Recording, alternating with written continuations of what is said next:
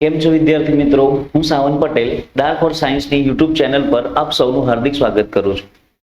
તો લાસ્ટ લેક્ચરની અંદર જોયું તો આપણે બાષ્પશીલ દ્રાવ્ય અને બાષ્પશીલ દ્રાવકના મળતું કુલ દબાણ વિશે આપણે માહિતી મેળવી લીધી.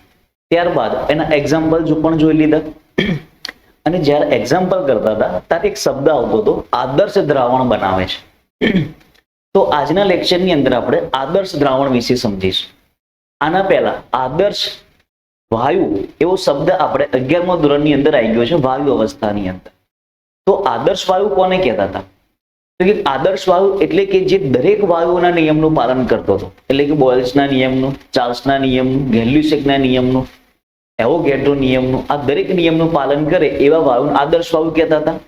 એટલે કે સમાન પરિસ્થિતિએ અથવા તો દરેક દબાણે અને દરેક તાપમાને એનું બિહેવિયર એટલે કે એનું વર્તન કેવું રહે, એક સ્વરૂપ. હવે વાયુની જગ્યાએ અહીં આગળ કયો શબ્દ વાપરેલો છે એમણે? આદર્શ દ્રાવણ. આનો મતલબ પણ એવો જ થાય છે. તો આપણે આગળ જોઈ લઈએ આજે આદર્શ દ્રાવણ વિશે માહિતી લઈ લઈએ. તો પહેલો કહેવાનો મતલબ શું છે? આદર્શ દ્રાવણ કોને કહેવાય?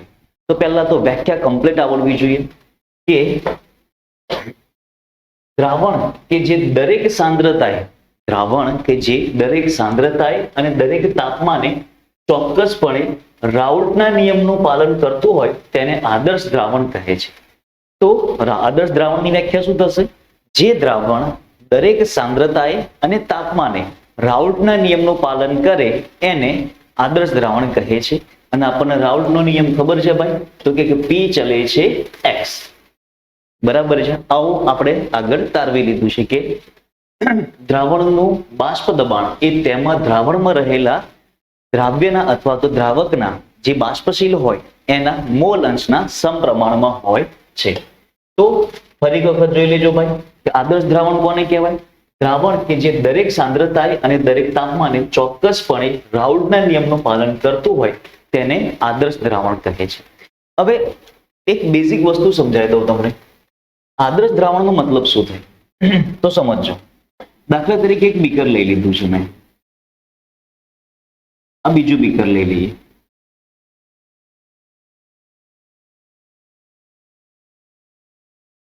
એક બીકરની અંદર મેં કોઈ એક દ્રાવક લઈ લીધો, એ દ્રાવક લઈ લઈએ છીએ આપણે એ, અથવા તો ઘટક એ પણ કહી શકું. બીજું બીકર લઈ લઈએ, બીજા બીકરની અંદર પણ બીજો એક ઘટક શબ્દ આપી દઈએ આપણે, ઘટક એક, ઘટક એ અને ઘટક બી. મતલબ બે પદાર્થ છે, એ પદાર્થ અને બી પદાર્થ. જ્યારે એ પદાર્થ બીકરમાં હોય એ વખતે તેમના અણુઓ વચ્ચે એક આકર્ષણ બળ હશે. એ આકર્ષણ બળ કયું હશે? તો કે એ પ્રકારનું આકર્ષણ. એ જ રીતે ઘટક બી હશે તો એમના અણુ અથવા તો પરમાણુ વચ્ચેનું આકર્ષણ બળ પણ કયું હશે? બી હશે. દાખલા તરીકે આ 5 લીટર છે અને આ પણ કેટલો છે ભાઈ? 5 લીટર છે. આટલું ક્લિયર? હવે જ્યારે આ બંનેને કોઈ એક ત્રીજા બીકરમાં મિક્સ કરું છું, ત્રીજા બીકરમાં બંનેને શું કરીએ આપણે? ભેગા કરી દઈએ. તો હવે અહીંયા આગળ કોણ આવી ગયું કહો મને? અહીંયા આગળ એ અને બી બંને આવી ગયા. અહીં આગળ કોણ છે? ઘટક એ પણ છે અને ઘટક બી પણ છે. આટલું ક્લિયર? જ્યારે ઘટક એ અને બી ને હું મિક્સ કરું છું ત્યારે મને જે કુલ કદ મળે છે ને, એ કુલ કદ કેટલું મળે છે? તો કે 10 લીટર મળે છે. કુલ કદ કેટલું મળે છે મને? 10 લીટર. આનો મતલબ કે જે મેં ધારેલું હતું કે 5 લીટર અને 5 લીટર 10 લીટર થવું જોઈએ, એ 10 લીટર જ થાય છે. 10 લીટર કરતા વધારે પણ નથી થતું કે 10 લીટર કરતા ઓછું પણ નથી થતું. આ પહેલો પોઈન્ટ થયો. મતલબ કદમાં જે ફેરફાર થવો જોઈએ એ કોઈ ફેરફાર થતો નથી. તો delta V mixing is not equal to 0. અથવા તો શું કહી શકાશે? ઇઝ નોટ ઇક્વલ ટુ 0 તો ના લખાય, ઇઝ ઇક્વલ ટુ 0. કેમ? કારણ કે કદમાં કોઈ ફેરફાર થતો નથી. તમને એવું થાય સાહેબ કદમાં ફેરફાર તો થાય છે ને, 5 ને 5 10 લીટર ફેરફાર ના થયો? ના, એ ફેરફાર નથી થયો. હું એવું કહું કે ભાઈ એક બીકરની અંદર 5 કેરી છે, બીજા બીકરની અંદર 5 કેરી છે, તો 10 કેરી થવી જોઈએ. એ ફેરફાર થયો કહેવાય? ના, ફેરફાર થયો નથી. આટલું ક્લિયર? ઓકે. બીજું, જ્યારે હું બંનેને ભેગા કરું છું ત્યારે મને એક અનુમાન બીજું મળે છે કે આમાં ઉષ્માના મૂલ્યમાં એટલે કે એન્થાલ્પીના મૂલ્યમાં પણ કોઈ ફેરફાર જોવા મળતો નથી, એટલે કે delta H is equal to 0. ના તો ઉષ્માનું શોષણ થાય છે, ના તો ઉષ્માનું ઉત્સર્જન થાય છે. દાખલા તરીકે બે પદાર્થો ભેગા થાય તો અથડામણને કારણે કાં તો એમનામાંથી અથડાઈને ઉષ્મા ઉત્પન્ન પણ થાય અથવા તો બંને રાસાયણિક પ્રક્રિયા કરીને ઉષ્માનું શોષણ પણ કરતી હોવી જોઈએ, પરંતુ એવું કોઈ કેસમાં આ કેસમાં એવું થતું નથી. જો આવું ના થાય એનો મતલબ કે આ દ્રાવણ જે બન્યું છે એ દ્રાવણ કેવું દ્રાવણ છે ભાઈ? આદર્શ દ્રાવણ છે. આ જે દ્રાવણ બન્યું છે એ દ્રાવણ કેવું છે? આદર્શ દ્રાવણ છે. તો આવું કેમ થતું હશે? તો તમે જે બે પદાર્થો મિક્સ કરો છો ને એ બંને વચ્ચે ના તો કોઈ આકર્ષણ બળ થાય છે, ના તો કોઈ અપાકર્ષણ બળ થાય છે. આટલું ક્લિયર? તો આદર્શ દ્રાવણમાં જે પણ ઘટક કણો હોય એ ઘટક કણો વચ્ચે ના તો આકર્ષણ બળ હોય, ના તો અપાકર્ષણ બળ. આટલું ક્લિયર? બીજી રીતે સમજવા જાઓ તો કે એ વચ્ચેનું આકર્ષણ બળ પહેલા હતું, બી વચ્ચેનું આકર્ષણ બળ પછી હતું. જ્યારે બંનેનું ભેગા કરું છું તો એક નવું આકર્ષણ બળ છે, મને એ બી પ્રકારનું આકર્ષણ બળ મળવું જોઈએ.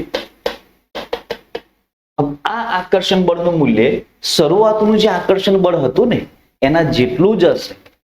એટલા માટે તો ના તો કદમાં ના તો એન્થાલ્પીના મૂલ્યમાં કોઈ પણ પ્રકારનો ફેરફાર થાય છે. આટલું ક્લિયર? તો આ પ્રકારના દ્રાવણને કયું દ્રાવણ કહીએ છીએ? આપણે આદર્શ દ્રાવણ કહીએ છીએ. મિશ્રણમાં ફેરફાર કદ શૂન્ય હોય, ડેલ્ટા બી મિક્સિંગ 0. જેટલું ધારીએ છીએ એટલું જ આવે છે, ના તો વધારે ના તો ઓછું. મિશ્રણ પર ઉષ્મા ફેરફાર પણ શૂન્ય થાય છે, એટલે કે ડેલ્ટા એચ મિક્સિંગ પર શૂન્ય. આવું કેમ? તો કે દ્રાવક અને દ્રાવ્ય વચ્ચે કોઈ રાસાયણિક પ્રક્રિયા થતી નથી, ખાલી બંને શું થઈ જાય છે ભાઈ? જોડે રહેશે, વચ્ચે કોઈ પ્રક્રિયા થતી નથી.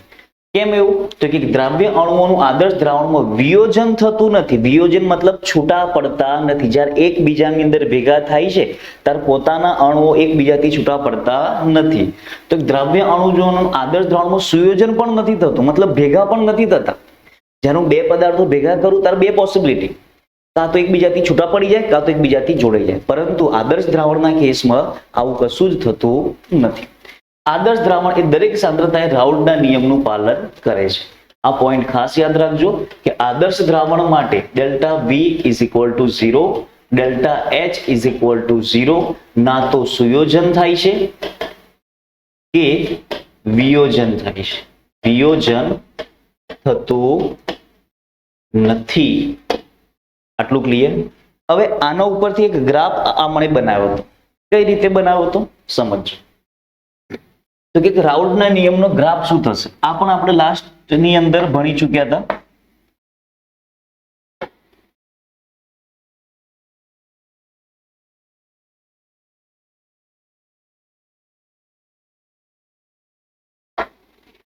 આ છે એ પરમ અને આ છે ઘટક બી. ક્લિયર? તો અહીં આગળ એ ના મોલ કેટલા હશે ભાઈ? એ એકલો છે તો એ ના મોલ 1. તો આ કેસમાં બી ના મોલ કેટલા હોય? 0. આ કેસમાં બી એકલો છે તો બી ના મોલ અંશ કેટલા હશે? 1 હશે. મોલ અંશની વાત કરીએ છીએ તો x ઓફ a કેટલું હશે? 0 હશે. હવે એ એકલું છે તો એના વડે લાગતું કુલ દબાણ, દાખલા તરીકે શુદ્ધ અવસ્થામાં છે. આ કેમ શુદ્ધ અવસ્થામાં લીધું? કારણ કે એ એકલો છે, બી છે નહીં. તો આ કેસની અંદર લાગતું કુલ બાષ્પ દબાણ કેટલું આવશે? Pa0. અને આ કેસમાં કુલ બાષ્પ દબાણ લાગશે Pb0. આપણે એવું ધારી લઈએ છીએ કે Pb0 ગ્રેટર ધેન Pa0. આવું આપણે ધારેલું છે. કોકને એવું કેવું કે ના સાહેબ મારે Pa0 વધારે છે તો પણ કશો વાંધો છે નહીં.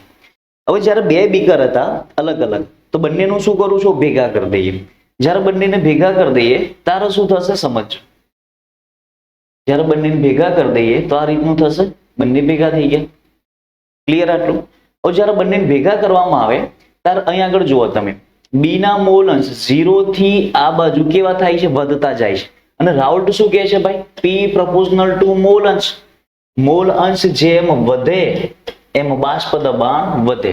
તો આ કેસની અંદર આમ જાઓ તમે તો બાષ્પ દબાણના મૂલ્યમાં શું થશે ભાઈ? વધારો થશે. અહીંયા આગળ બી ના મોલ અંશ કેટલા છે? 0. જેમ જેમ આ બાજુ જઈએ મોલ અંશ વધતા જાય, આ બાજુ ઉપર શું છે ભાઈ? મોલ અંશ. એ રીતે x ઓફ a ના મોલ અંશ 0 છે.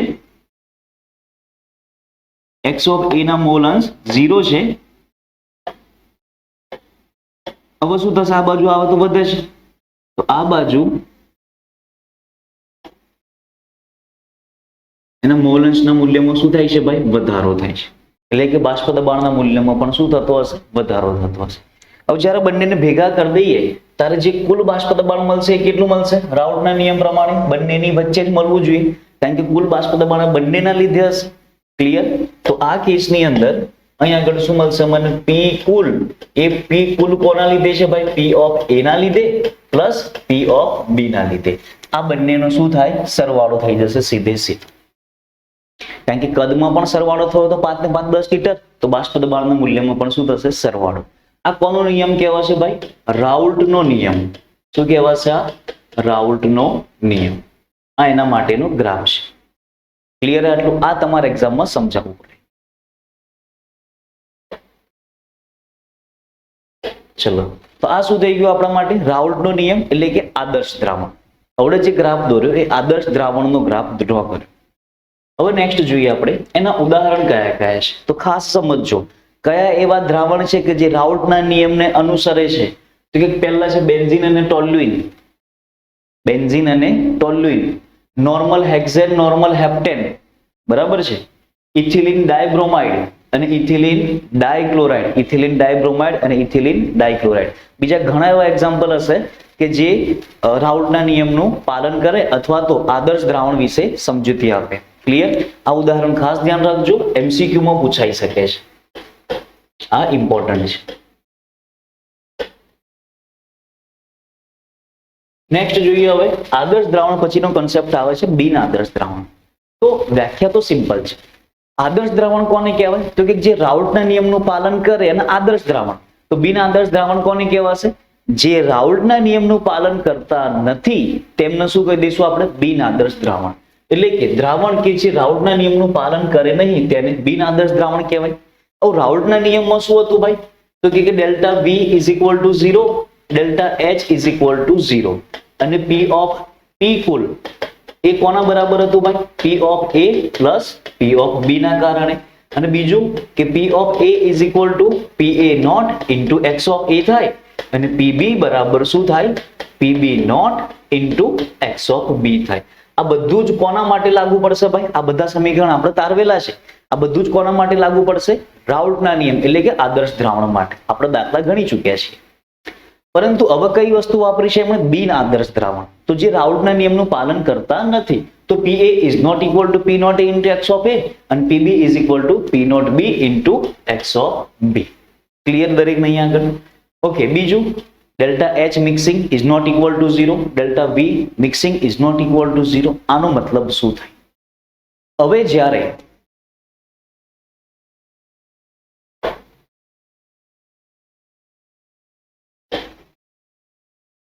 પહેલા બીકરમાં ઘટક A, ઘટક B.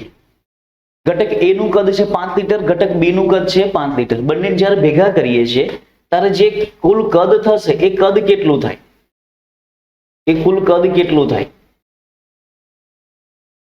તો કે કુલ કદ કાં તો 10 લિટર થાય, કાં તો 10 લિટર કરતા વધારે, કાં તો 10 લિટર કરતા ઓછું. જો 10 લિટર જ થાય તો રાઉલ્ટનો નિયમ આદર્શ દ્રાવણ. પણ હવે બે શક્યતા, કાં તો કદ વધે પણ ખરું, કાં તો કદ ઘટે પણ ખરું. હવે સમજો તમે કે કદ વધે ક્યારે અને કદ ઘટે ક્યારે, કદ વધે ક્યારે અને કદ ઘટે ક્યારે. તો બે રસ્તા, કાં તો કદમાં ઘટાડો થાય, કદમાં શું થાય, ઘટાડો, કાં તો બનતા દ્રાવણના કદમાં શું થાય ભાઈ, વધારો થાય. બનતા દ્રાવણના કદમાં શું થાય, વધારો થાય. આટલું ક્લિયર? હવે જ્યારે કદમાં ઘટાડો થાય મતલબ કદ ઓછું થયું, 10 લિટર થવું જોઈએ એની જગ્યાએ ઓછું થાય. આનો મતલબ શું, અણુ એકબીજાની નજીક આવ્યા કે દૂર ગયા, તો કે એકબીજાની નજીક આવ્યા. નજીક આવ્યા કેમ, તો કે આકર્ષણ બળના મૂલ્યમાં શું થયું હશે, વધારો. કદમાં ઘટાડો મતલબ અણુઓ વચ્ચેનું આકર્ષણ બળ કેવું થયું ભાઈ, વધે છે. હવે અણુઓ વચ્ચેનું આકર્ષણ બળ વધે તો એ અણુઓ ઝડપથી ઉપર જઈ શકે, એ અણુઓ ઝડપથી ઉપર જઈ શકે ખરા, તો કે ઝડપથી બાષ્પમાં રૂપાંતર ના થઈ શકે, ઝડપથી બાષ્પમાં રૂપાંતર ના થઈ શકે. અને જો ઝડપથી બાષ્પમાં રૂપાંતર ના થઈ શકે તો બાષ્પ દબાણના મૂલ્યમાં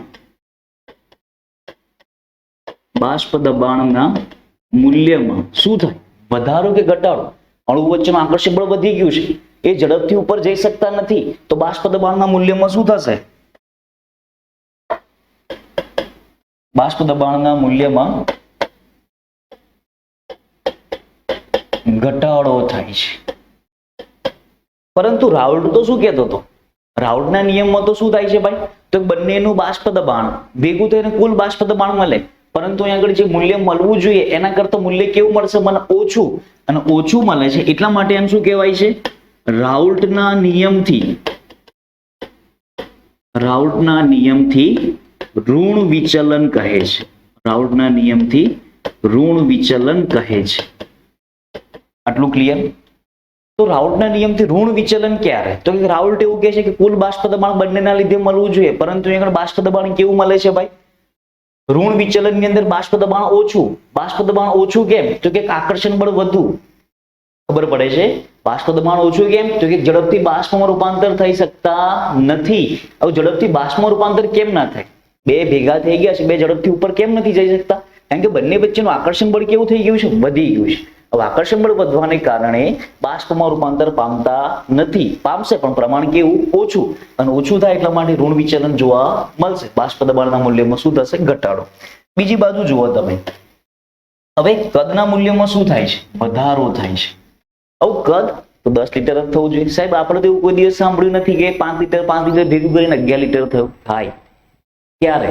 જ્યારે અણુઓને તમે એકબીજાને નજીક લાવો ત્યારે બંને એકબીજાથી છૂટા પડવાનો ટ્રાય કરે, અને છૂટા પડવાનો ટ્રાય કરશે એટલે એકબીજાથી દૂર જશે, ને એકબીજાથી દૂર જાય એટલે કદના મૂલ્યમાં શું થશે? વધારો. હવે કદના મૂલ્યમાં વધારો થાય એટલે કે અણુઓ વચ્ચે શું થાય ભાઈ? અણુઓ વચ્ચે આકર્ષણ બળ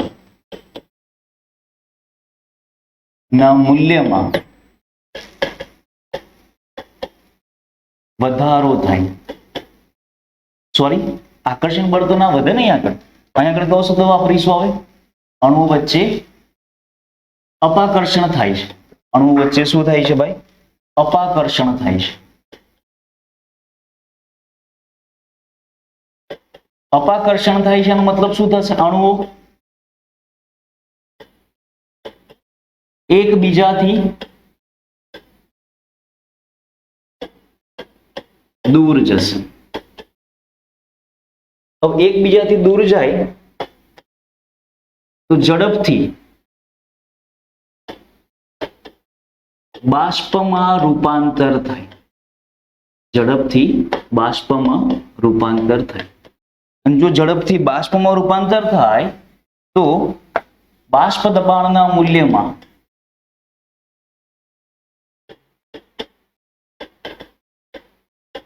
શું જોવા મળશે તમને? વધારો જોવા મળે છે. બાષ્પ દબાણના મૂલ્યમાં શું જોવા મળે છે આપણને? વધારો જોવા મળે છે. અને જો બાષ્પ દબાણના મૂલ્યમાં વધારો જોવા મળે છે તો રાઉલ્ટ શું કહે છે? આને રાઉલ્ટના નિયમથી ધન વિચલન કહે છે. રાઉલ્ટના નિયમથી ધન વિચલન કહે છે. સિમ્પલ. તો 3 કેસ થયા. જ્યારે ઘટક એ અને ઘટક બી ને મિક્સ કરીએ ત્યારે બંનેમાં 5-5 લીટર લીધું, ટોટલ 10 લીટર થાય તો આદર્શ દ્રાવણ. 10 લીટર કરતા ઓછું થાય મતલબ આકર્ષણ બળ વધ્યું. આકર્ષણ બળ વધે, ઝડપથી બાષ્પમાં રૂપાંતર ના થાય. ઝડપથી બાષ્પમાં રૂપાંતર ના થાય, બાષ્પ દબાણના મૂલ્યમાં ઘટાડો થાય. અને ઘટાડો થાય ને શું કહી દઈશું આપણે? ઋણ વિચલન. પણ જો બંનેને ભેગા કરતા કદના મૂલ્યમાં શું થાય છે ભાઈ? વધારો થાય. મતલબ અણુ એકબીજાથી છૂટા પડે, મતલબ અપાકર્ષણ થાય. અપાકર્ષણને કારણે એકબીજાથી દૂર જાય. દૂર જાય તો બાષ્પ દબાણના મૂલ્યમાં વધારો થાય, જેને રાઉલ્ટના નિયમથી શું કહેવાશે? ધન વિચલન કહેવાશે. હવે આપણે ગ્રાફ ડ્રો કર્યો હતો. તો આ ગ્રાફ કોના માટે હતો?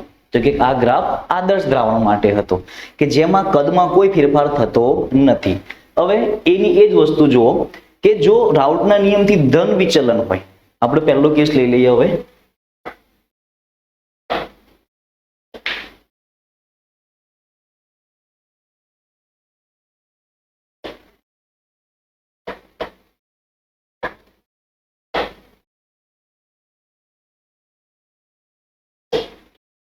દાખલા તરીકે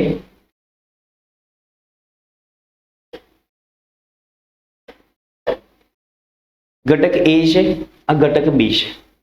એ ના મોલન્સ 1, બી ના મોલન્સ 0, બી ના મોલન્સ 1, એ ના મોલન્સ 0. તો એ વડે લાગતું બાષ્પ દબાણ P નોટ એ, બી વડે લાગતું બાષ્પ દબાણ P નોટ બી. રાઉલ્ટ એવું કહે છે કે મળતું કુલ દબાણ એ બંનેના આંશિક દબાણના સરવાળા જેટલું હોય છે. પરંતુ હવે આપણે કયો કેસ લઈ લઈએ છીએ ભાઈ? ધન વિચલન. રાઉલ્ટના નિયમથી ધન વિચલન. હવે ધન વિચલનના કેસમાં શું થાય? બાષ્પ દબાણના મૂલ્યમાં વધારો થાય કે ઘટાડો? તો કે ધન વિચલનથી બાષ્પ દબાણનું મૂલ્ય વધે છે, મતલબ આ વધે છે. આ વધે છે એ કોના માટે હશે? આ કુલ દબાણ અહીં મળવું જોઈતું હતું, એની જગ્યાએ એના મૂલ્યમાં શું થાય છે ભાઈ? વધારો થાય છે. મતલબ હવે કુલ દબાણ આ બાજુ જતું રહે છે. P કુલ બરાબર P of A plus P of B. આ કોનો સરવાળો છે? આનો એકલાનો ના, આ તો આ બંનેનો સરવાળો છે ને. તો બંનેના બાષ્પ દબાણના મૂલ્યમાં શું થતો હશે ભાઈ? વધારો થતો. ક્લિયર? તો આની આ જ વસ્તુ હવે રાઉલ્ટના નિયમથી ઋણ વિચલન લઈ લઈએ આપણે. તો રાઉલ્ટના નિયમથી ઋણ વિચલન.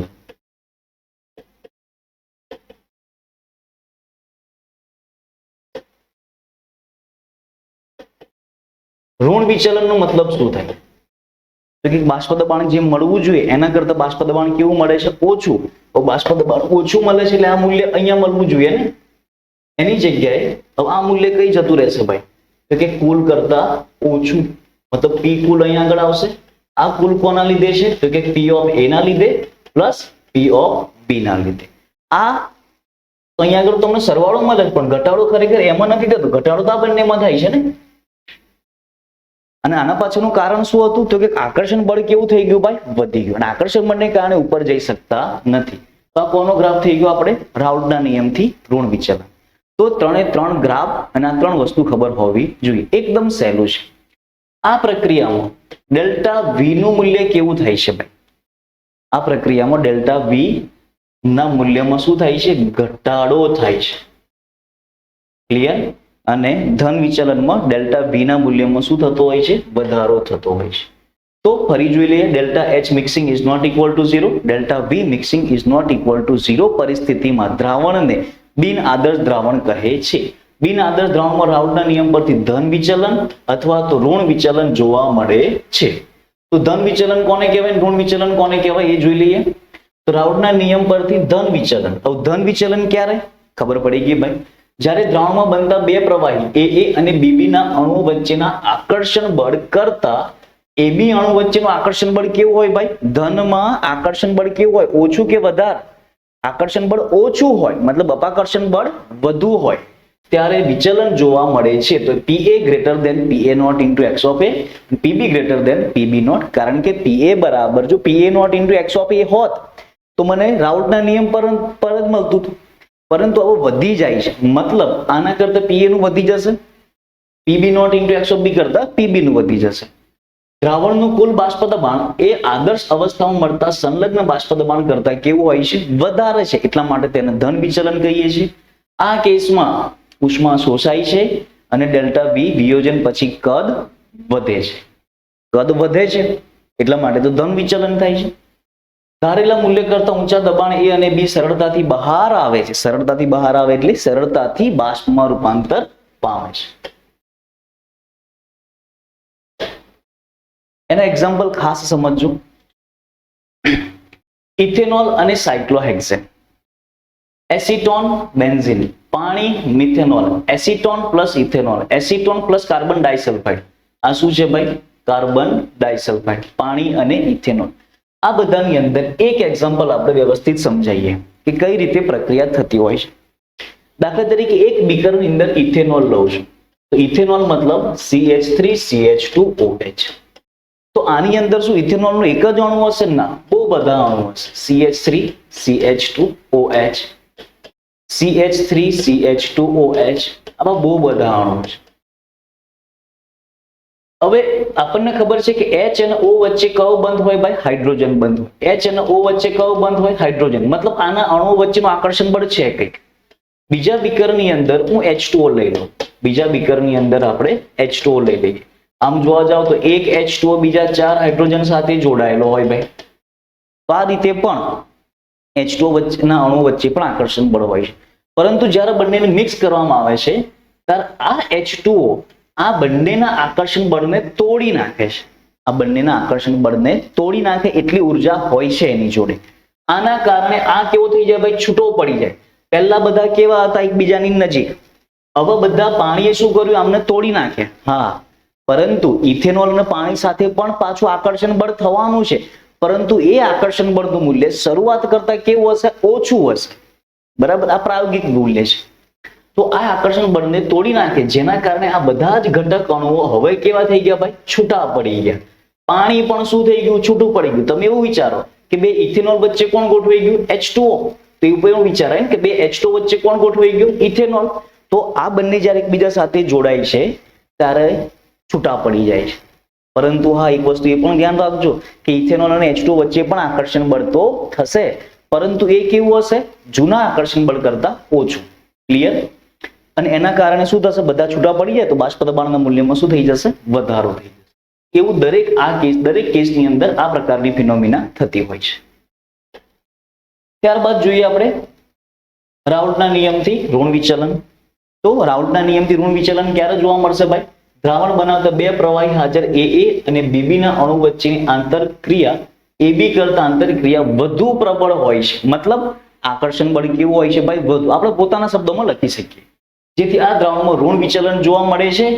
મૂલ્ય કેવું થઈ જશે ભાઈ? PA less than PA naught into x of A, PB less than P naught B into x of B. Graph પણ જોઈ લીધેલા છે આપણે. એ પણ તમારે સમજવા પડે અને એક્ઝામમાં પૂછાય તો લખવા પડે. ઓકે, હવે A અને B બંને ઘટકોની છૂટી પડવાની વૃત્તિમાં શું થશે ભાઈ? ઘટાડો કરશે. તેથી આદર્શ દ્રાવણના બાષ્પ દબાણ કરતા પણ કેવું બાષ્પ દબાણ દર્શાવશે? નીચું બાષ્પ દબાણ દર્શાવે. ઉદાહરણ છે એસીટોન, ક્લોરોફોર્મ, પાણી HCl, H2O NH3, પાણી અને HCl, નાઇટ્રિક એસિડ અને chloroform, CH3OH, acetic acid, chloroform diethyl ether, chloroform benzene. આ બધા ઉદાહરણ યાદ ના રહે તો કઈ વાંધો નહીં, પરંતુ ટેક્સ્ટ બુકની અંદર જેટલા પણ ઉદાહરણ આપેલા છે એ ઉદાહરણ તો કમ્પલસરી યાદ હોવા જોઈએ. તો આ કેસમાં શું થતું હશે ભાઈ? મિથેનોલ અને એસિટિક એસિડ. તો કે એક બીકરની અંદર મિથેનોલ છે, તો મિથેનોલના અણુઓ વચ્ચે પણ આકર્ષણ બળ તો હોવાનું જ છે. હવે બહુ બધા હશે. એસિટિક એસિડ છે તો એસિટિક એસિડમાં પણ આકર્ષણ બળ તો હોવાનું જ છે. વળી આમાં તો આકર્ષણ બળ થોડુંક વધારે હશે. કેમ? તો કે O અને C વચ્ચેનું આકર્ષણ બળ ધ્રુવીય ધ્રુવીય. H અને O વચ્ચેનું આકર્ષણ બળ આના હાઇડ્રોજન બંધ કહેવાય. તો આના અણુઓ વચ્ચેનું આકર્ષણ બળ વધારે છે. આના અણુ વચ્ચેનું પણ આકર્ષણ બળ છે. પણ જ્યારે બંને નજીક થાય તો આ અણુ અને આ અણુ વચ્ચે પણ આકર્ષણ બળ જે નવું ઉત્પન્ન થશે આ બંને કરતા પણ કેવું હશે? વધારે હશે. અને વધારે હોવાને કારણે આકર્ષણ બળના મૂલ્યમાં વધારો થાય તો ઝડપથી છૂટા ના પડી શકે. અને ઝડપથી છૂટા ના પડે તો ઋણ વિચલન દર્શાવે, એટલે કે બાષ્પ દબાણના મૂલ્યમાં શું થશે? ઘટાડો થાય. તો આ રીતે જોયું આપણે રાઉલ્ટનો નિયમ, રાઉલ્ટના નિયમથી ધન વિચલન અને રાઉલ્ટના નિયમથી ઋણ વિચલન. તો આશા રાખું છું કે આ ટોપિકની અંદર ખબર પડી હશે. જો ખબર પડી હોય તો વિડીયોને લાઈક કરો, શેર કરો અને ચેનલને સબસ્ક્રાઇબ કરો કે જેથી આવનારા દરેક વિડીયોની અંદર તમને ખબર પડે કે ટોપિક બાય ટોપિક આપણે જઈ રહ્યા છીએ અને 100% બેનિફિટ થશે. અને બેનિફિટ થાય છે કે નથી થતો એ તમે જાતે જ નક્કી કરી લેજો. બરાબર છે? પણ મેઇન વસ્તુ એક જ કે ટોપિક સમજ્યા પછી એના રિલેટેડ એક્ઝામ્પલ તમારે જાતે સોલ્વ કરવા પડશે. MCQ કોઈ પણ ટીચર હશે MCQ સોલ્વ કરાવશે, પરંતુ એમની પણ અમુક લિમિટ હોય. એ લિમિટ થી પણ આપણે જો સારા માર્ક્સ જોઈતા હોય તો તમારે મેક્સિમમ સોલ્વ કરવા પડશે. બીજું કે જ્યારે ટોપિક ચાલે છે એના એ જ દિવસે અથવા તો એ જ સમયે તમે એના રિલેટેડ MCQ સોલ્વ કરી દો. એવું ના વિચારો કે એક્ઝામ આવશે ત્યારે કરીશું અથવા તો આખું ચેપ્ટર પૂરું થાય પછી ભેગા MCQ સોલ્વ કરીશું. ક્યારેય નહીં થાય. એક જ ફંડા છે સક્સેસ થવા માટે કે જે ટોપિક તમે કરો છો એ ટોપિકના તાત્કાલિક મિનિમમ 15 થી 20 MCQ સોલ્વ કરી નાખો. જો તમે MCQ સોલ્વ કરશો ને તો જો થિયરીમાં કદાચ કોઈ મિસ્ટેક થઈ છે સમજવામાં તો એ તમારો મિસ્ટેક સોલ્વ કઈથી થઈ જશે? MCQ સોલ્વ કરવાથી થઈ જશે. કારણ કે જો તમે નહીં સમજેલા હોય તો MCQ ના આન્સર ખોટા પડશે અને MCQ ના આન્સર ખોટા પડે એટલે તાત્કાલિક તમે શું વાંચશો? પાછા થિયરી. અને થિયરી વાંચશો એ બાને તમે થિયરી વાંચશો, તમે કઈ રીતે એને સમજેલા છો કઈ રીતે ખબર પડશે? MCQ સોલ્વ કરવાથી. ક્લિયર? તો આશા રાખું છું કે વિડીયોની અંદર ખબર પડી હશે. આપણે નેક્સ્ટ લેક્ચરની અંદર જોઈશું આપણો નેક્સ્ટ ટોપિક.